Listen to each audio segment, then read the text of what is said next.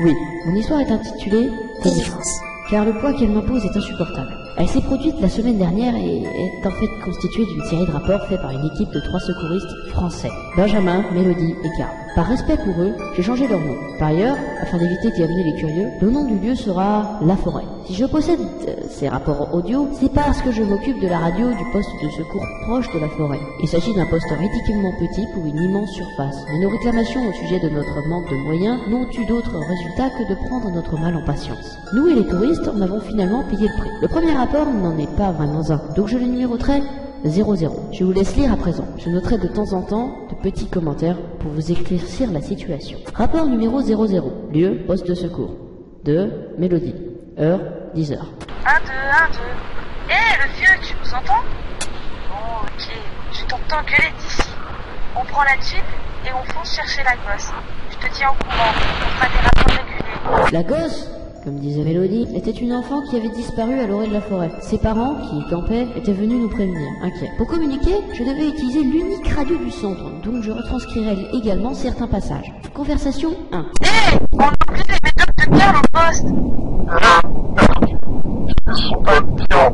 Et il reste un kilo entre le moyen de transport dans cette petite caisse. Négatif, désolé Karl. Terminé. Rapport numéro 1. Lieu, orée de la forêt. 2. Benjamin et Mélodie. Heure, 10h47. Nous sommes arrivés en vue de la forêt. Commençons à chercher le campement des parents. Terminé. C'est pas la partie la plus rassurante de cette forêt. J'étais en plein... La remarque de Mélodie faisait référence à quelques disparitions déjà signalées à cet endroit, mais qui finissaient souvent bien, ainsi que par la végétation beaucoup plus dense que dans les autres parties de la forêt. Rapport numéro 2. Lieu, campement des parents. 2. Benjamin. Heure, 11h02. Nous sommes arrivés au camp des parents. Aucune trace de la disparue. Il y avait les restes d'un feu de camp et quelques emballages. Commençons à explorer. Terminé. Bien sûr, à 3, ils ne pouvaient pas explorer entièrement la forêt, mais c'était mieux que de se tourner les pouces en attendant les hélicos et les patrouilles, ou pas. Rapport numéro 3. Lieu, forêt. 2. Benjamin. Heure, 12h02. Cela fait 1 heure très exactement que nous cherchons et pas la moindre trace de l'enfant disparu. Est-elle vraiment dans le camp? On prend le déjeuner. Revenons pour 18h, pas de nouvelles. Silence radio donc. À ce stade, pas spécialement de choses intéressantes et les conversations ne sont que des bavardages inutiles. Je pense à présent cesser mes commentaires et vous laisser lire seul. Conversation 12. Ici Benjamin. Karl s'est pris le pied dans un piège à goût camouflé par des feuilles mortes et tout un tas de trucs. Merde, il saigne pas mal. Un piège à l'eau? Cette forêt est un espace protégé. Et aucune présence humaine autre que touristique n'a été décelée. Je vais chercher la trousse de secours dans la voiture. Ou bien on transporte Karl jusqu'à la Jeep. T'as pas pris la trousse? Mais t'as quoi dans la tête? Bon, calme-toi et je dégageons le pied de Karl. Et merde, c'est con m'embrouiller. Bon, mais cherche quelque chose pour dégager son pied. Je pense à la Jeep, prendre la trousse de soin. Ok, ça marche, mais fais vite. Vieux, tu m'entends? Je me mets derrière le délisage du groupe. Je sais, j'ai entendu. Sois prudent, merde quoi. Un piège à l'eau. Qu'est-ce qu'il faut, Benjamin? Il devrait déjà être revenu. Je me sens pas très bien. Calme, Karl. T'as perdu beaucoup de sang. Bon, ça fait trop longtemps qu'on attend. Je vais voir ce qui est devenu demain. Je m'inquiète. Je m'attends ici. De toute façon, je ne pas d'aller. À tout de suite.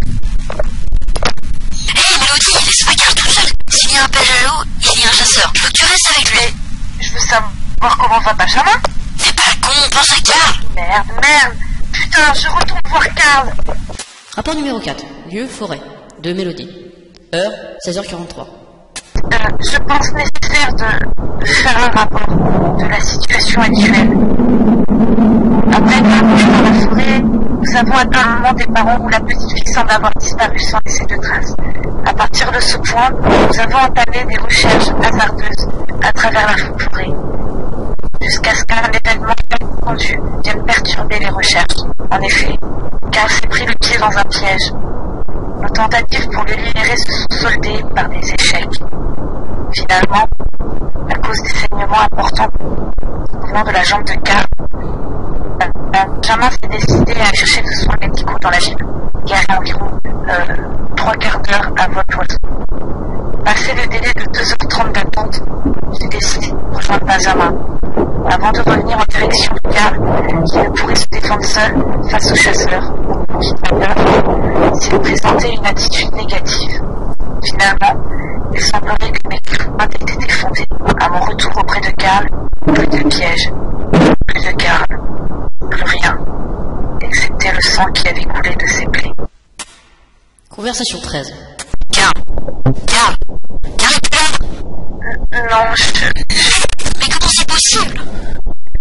Bon, écoute, je sais que c'est la folie, mais tu comprendras que c'est tout ce qui me reste à faire. Je vais suivre les traces de sang et prier pour que les autres soient en vie. Les secours seront bientôt là. Dans combien de temps? 6 heures. C'est trop. À plus tard. Terminé. Rapport numéro 5. Lieu, à bord de la cabane. De Mélodie. Heure, 18h30.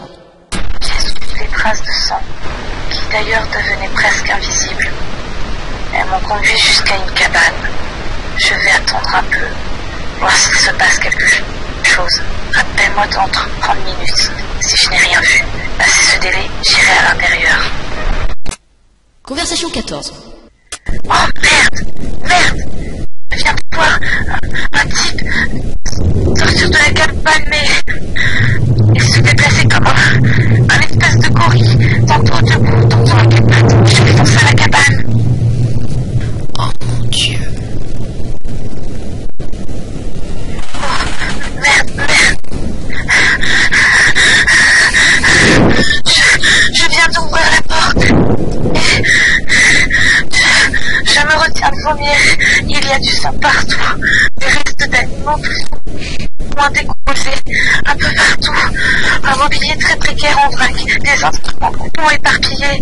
Des traces d'extrêmement... Oh. Cette odeur.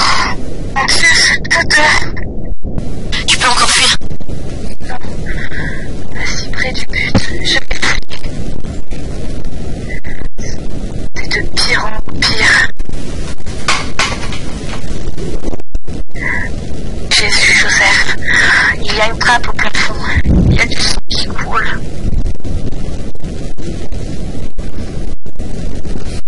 Il est revenu. Il est là. C'est moi, putain.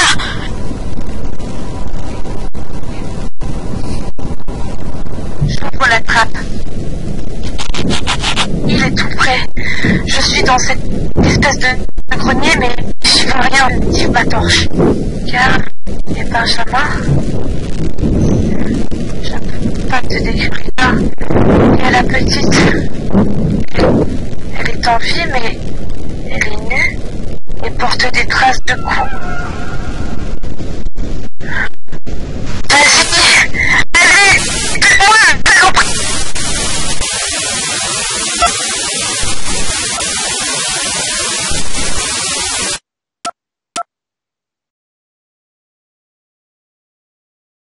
Je peux vous décrire les difficultés que j'ai eues pour retranscrire tout cela.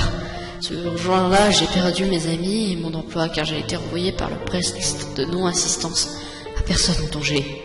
Voici à présent 3 photos déclassifiées du rapport de police. Dans des recherches. Le lieu exact des recherches. Et attention, la dernière photo peut me choquer. Une poupée faite à partir de restes organiques, animaux et humains. On y retrouve notamment le cerveau de 2 secouristes locaux. Si cette photo a été déclassifiée, qu'en est-il des autres ?